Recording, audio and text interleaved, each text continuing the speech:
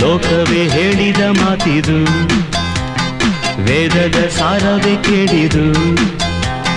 ಲೋಕವೇ ಹೇಳಿದ ಮಾತಿದು, ವೇದದ ಸಾರವೇ ಕೇಳಿದು. ನಾಳಿನ ಚಿಂತೆಯಲ್ಲಿ ಬಾಳಬಾರದು, ಬಾಳಿನ ಮೂಲವೆಲ್ಲಿ ಕೇಳಬಾರದು.